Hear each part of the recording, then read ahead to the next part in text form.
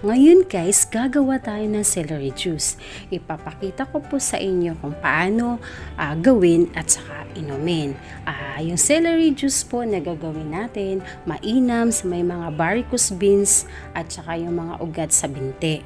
Ito ay subok na at napatunayan ko na po sa pag-inom ko sa araw-araw ng celery juice ay malaking ginhawa po ang aking naramdaman at hindi na po sumasakit nawala po yung pananakit ng aking mga binti dahil ang trabaho ko po ay cook, maghapon po ako nakatayo.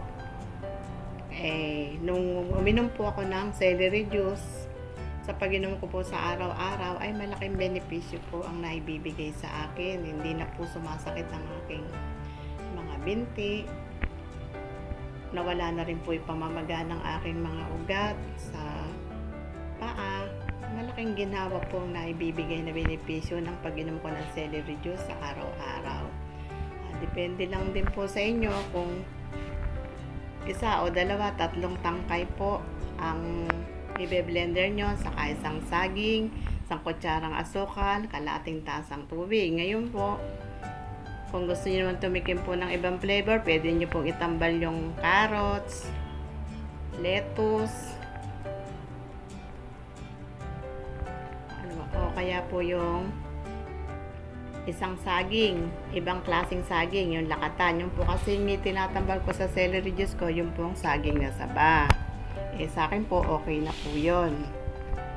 At nasasarapan na po ako doon. Depende lang po sa inyo kung iba niyo yung flavor. Pwede po siyang tambalin nyo ng lettuce at saka po carrots. Yun. Pwede pong halinhinan nyo yun. Tsaka dun sa saging. Bahala na po kayo magkuha ng flavor nyo. Gusto nyo, lagyan nyo po siya ng honey, mas lalo pong masarap. Isang kutsarang honey, kung ayaw nyo ng asukal. Basta lang po may flavors yan, napapatay lang yung lasa ng celery para lang matamis siya. Masarap po siya. Dire-diretso lang po yung inom. Pagka blender niya, inumin nyo na po kagad. Napakasarap. Gusto nyo po, 2 beses sa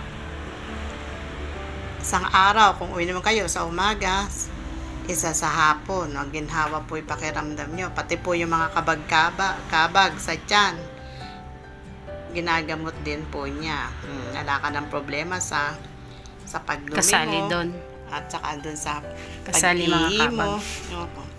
Marami po siyang ginagamot at saka po yung mga nagbabara-barang ugat sa ating katawan, nilili araw-araw.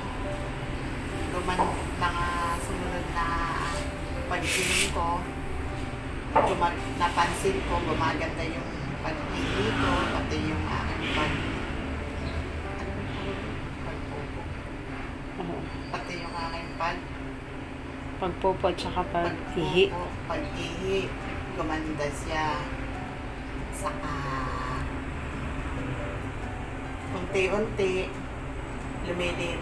Sa pag-inom ko nun araw-araw ng celery juice, unti-unti lumiliit yung aking mga naglalaki ang ugat sa paa. Tamang may gout ako, andun pa rin siya, kaya lang maliit na siya. Lumiliit siya. Alam niyo guys, naku-curious ako kung gaano ba kainam talaga ang celery juice. Kaya sinesearch ko siya. Ito ay naglalaman ng katas ng celery ng malakas na mga antioxidant, inflammatory at compound na nakipaglaban sa cancer.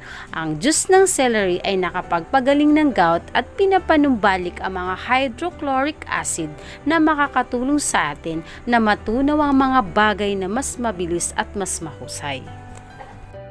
Nakakatulong ang juice ng celery na itaas ang acid sa tiyan na kinakailangan upang matulungan ang pagkasira ng pagkain, lalo na ang protina.